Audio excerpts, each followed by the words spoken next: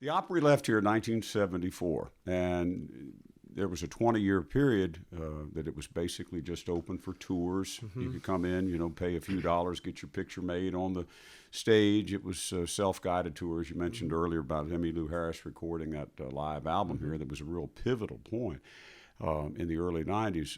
In that 20-year window of time, were you in this building at all for anything much?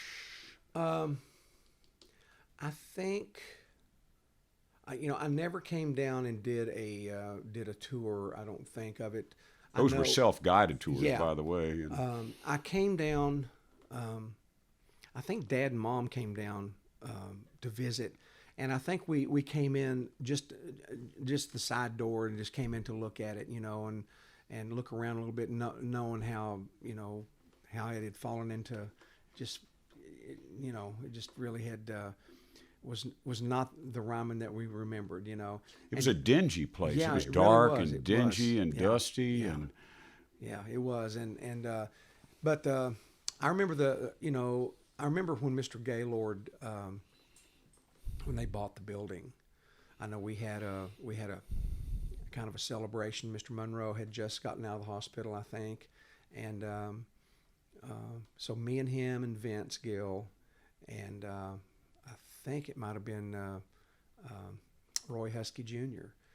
Did a little show, or did a few songs, That's prior to the restoration. Yes, it was. I think we might have done working on a building, and which has been used many times for fundraisers for great buildings, here in town. But anyway, but I wasn't in a lot until they really got it restored and everything, and then I was able to start coming here and doing shows and that kind of thing. What was your impression when you came in this place for the first time, 1994, when they had the reopening after all the restoration, as well as some remodeling too, because that had to be done. We wouldn't have had this dressing room we're in here upstairs in those days, certainly.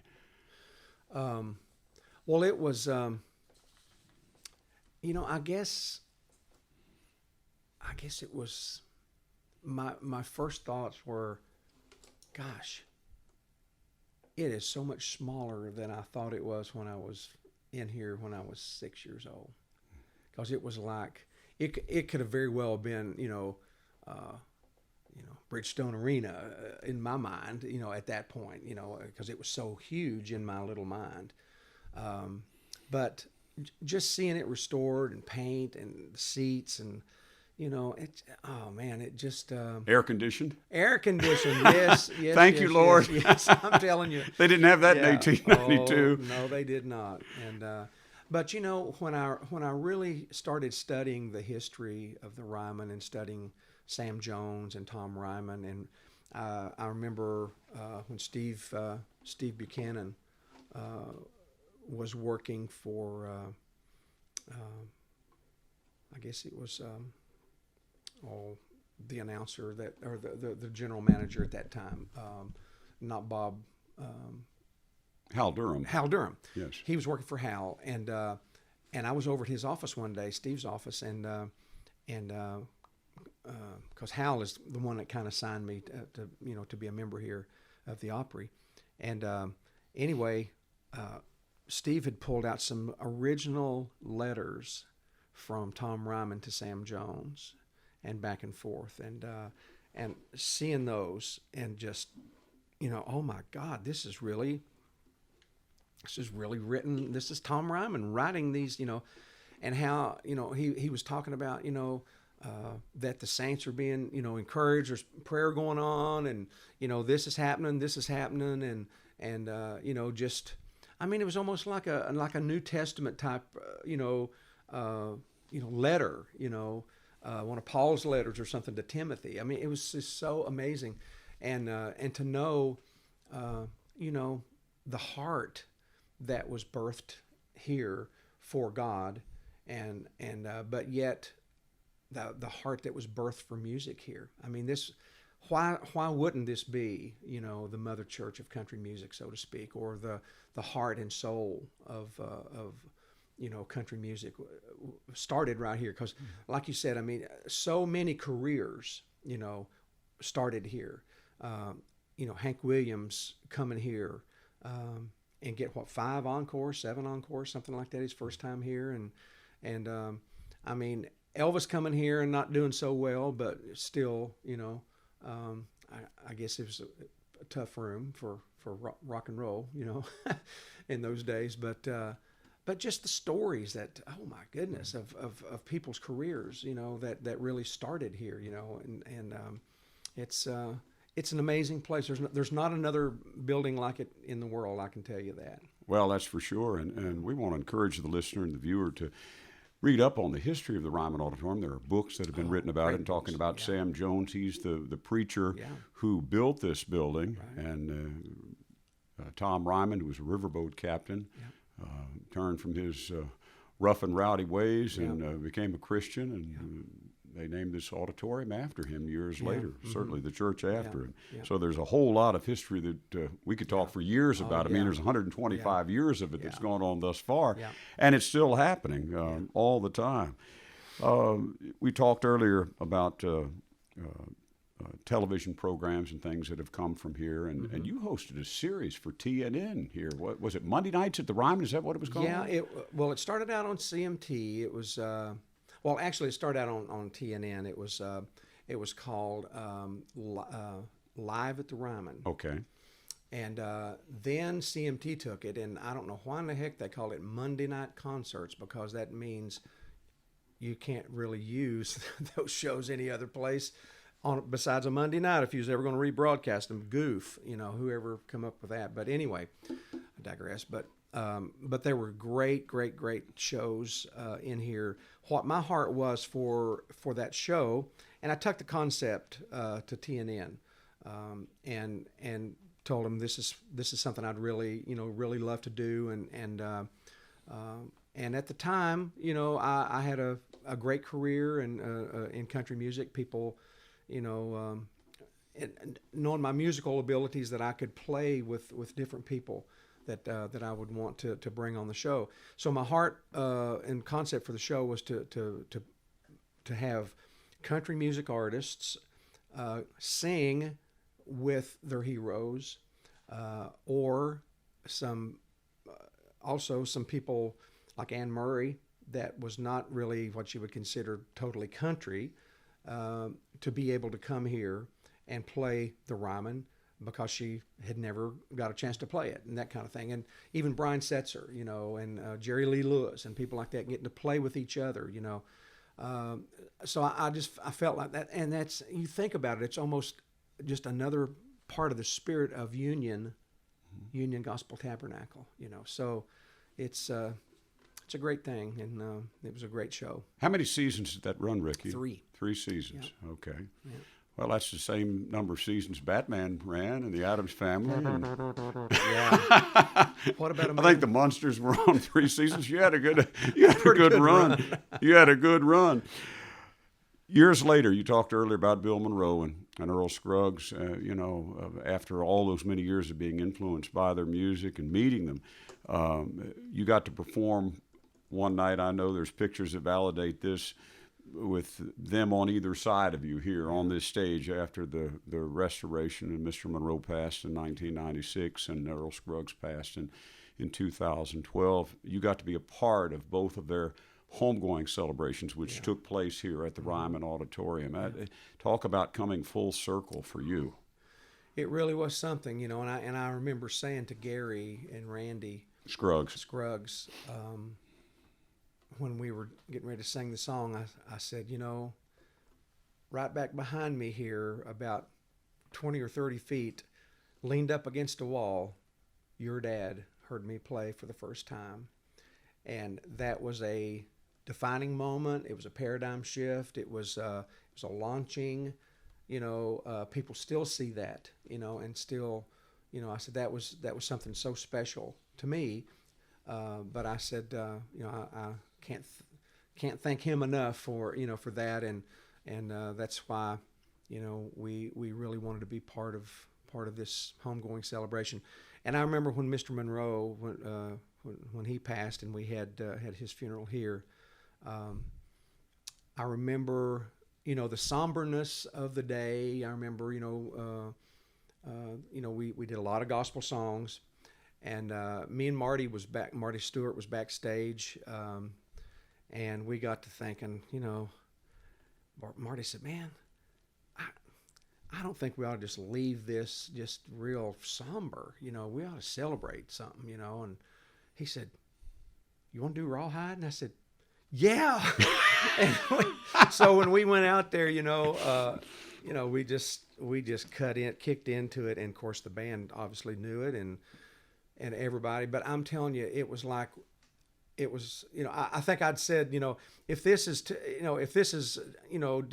if anybody thinks this is disrespectful, get over it, because this is showing total honor in our hearts. This is showing honor and respect for the greatest, the father of bluegrass music. So I think So we kicked into it, and Sharon was sitting beside Sharon was sitting out with some of the other Opry artists, and Bill Anderson about come undone. I mean, when we kicked into that, he couldn't believe it, and tears were flowing, but people were laughing and and just having a celebration, of Mr. Monroe's life. It was a good thing, and Connie Smith did a prior one of these Ryman Memories programs with us, and we talked about Mr. Monroe's funeral and the somberness of it. But if you'll recall, when she sang "How Great Thou Art," people applauded that day for the first time, and that was sort of like the opening act for you. It was. And that was all good. It's always good when Connie sings. Speaking of things of a spiritual nature, the Skaggs Family Christmas you've done here at the Ryman several times, and I know that's even been filmed, and that's a very special time. But your love of bluegrass music, I know it's very special to you to be able to play that kind of music for many years, and to come here every year virtually since 1994. They have the summer bluegrass nights, and you typically close the season out, and it's got to be a great feeling for you to be on that stage playing the music that you learned of these masters, doing their songs, in many cases aping the originals as close as you can, as the term we use in the business for copying purposes. But also introducing your own music. It's so grounded and focused and rooted in tradition, and bridging the gap to carry this forward. That's got to be a humbling feeling for you. It is. Just knowing that, standing there on that stage, who knows if we were standing exactly where Mr. Monroe was standing, or exactly where Lester was standing with the guitar, but we just know that it was that stage. I mean, it was that place, and I feel, people ask me a lot, so what is your, what do you think about, or what do you feel your role is now? You're 62, you've had your country music career, now you're playing bluegrass. I mean, what is it? And I've got 6 guys in my either in the band or my crew that's in their 20s. And they're wearing me out. I mean, they're bringing it. They're great musicians, and great kids. And I love getting to make music with these young people. But the thing about these guys, they're coming to me to go back. They know I can take them back to the 40s when the music first started, because of the relationship I had with Mr. Monroe. I walked on stage with him when I was 6 years old in Martha, Kentucky. It's amazing, And then the next year when I was 7 with Flatt and Scruggs, and then met the Stanley Brothers before I was 9, up in Kentucky. So having the history with those 3 groups that really were the foundation stones of the building of this music, that to me, just being able to have my left foot in tradition with the fathers, of the music, the architects, as you would say, but yet having my right foot placed in the now with these young people, and encouraging them, and bringing people like little Fiddlin' Carson Peters that was 10 years old, that came to the Opry and played and brought the house down. Those things to me, that's where I stand, and that's where I feel like it's a call. It's a privilege, really. I love playing my country music, and I'm going to be doing more country music shows as the months and years go by. But I love being able to continue digging in this old well of bluegrass and the creativity that started that music. Is there anything you'd like to do here at the Ryman Auditorium that you haven't gotten to do thus far? I really would like to do a country music. A Ricky Skaggs plugs in, does his country music hits, with steel player, piano player, bass player, electric bass, and drums. The way I was cutting music in the early '80s and up through the mid '90s, having hits. I'd love to do a real country music show here, and I don't think. I mean, I've done a few shows at at the Opry House, the big Opry House, or I've come out to when the Opry comes down here, for the winter, November, December, and January. I think we've done a song or two, with the country band. But I'd love to come here and do a whole country show and just promote it as that, and just to hear the sounds in this old building again, of the hear the country stuff. It'd be great. And make sure in the sound check you get the tones just right. And say, hey, listen, that steel guitar's not bouncing off the ceiling like. That's right. Crank it up, son. Get that steel guitar bouncing off the ceiling. I'm not smelling it like I did in 1960. I heard that they got like 500 pounds of chewing gum, hardened chewing gum, when they was doing the restorations underneath the seats of people that had stuck all that juicy fruit that I was smelling when I came here the first time. Yeah. Well, you talked earlier about playing rawhide at Mr. Monroe's funeral, and I know you recorded that on your own, and you brought your mandolin. Would you honor us with a tune before we say so long? I will. Here's something that is new, but it sounds old. It's a song I just wrote. I don't even have a title for it yet. And but I'm gonna play it, and I think Mr. Monroe would really have liked this tune. I think he would have said, "That's powerful right there." So, sorry about that. Okay, here we go.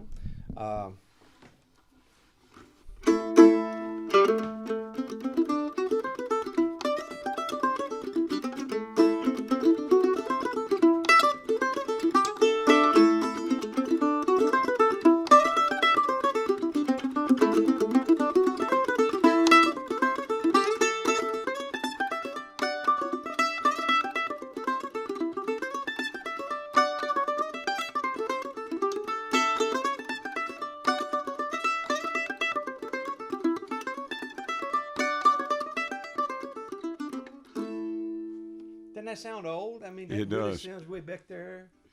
I'll let you put your mic up there. It's a wonderful thing when you can write a new song that sounds old, and you couldn't do that unless you had the spirit of the old music in you and the ancient tones that you've talked about, but also the tones you've absorbed that were created in this room at the Ryman Auditorium on the stage of bluegrass and country and gospel music. In many cases, those sounds have been lost to the airwaves forever, but they penetrated the hearts and the souls coming through their ears initially of millions of people, and you were proud to be one of those up there in eastern Kentucky, and of course you continue to be one of those. Ricky, it's been a lot of fun today. We could talk for hours, and we need to get together and do this more often. Thank you, Eddie. I appreciate you and appreciate your love for the Opry and the Ryman and the history of Nashville. You're a keeper of tradition. Well, it takes one to know one. We know each other. That's right. We're figs, moldy figs. In paradise. God bless you, Ricky Skaggs. Thank you, Eddie. Love you, my I appreciate friend. it. Love you, buddy. Thank you. I'm Eddie Stubbs. Thanks for joining us this time around on Ryman Memories, and we look forward to having you back with us again soon.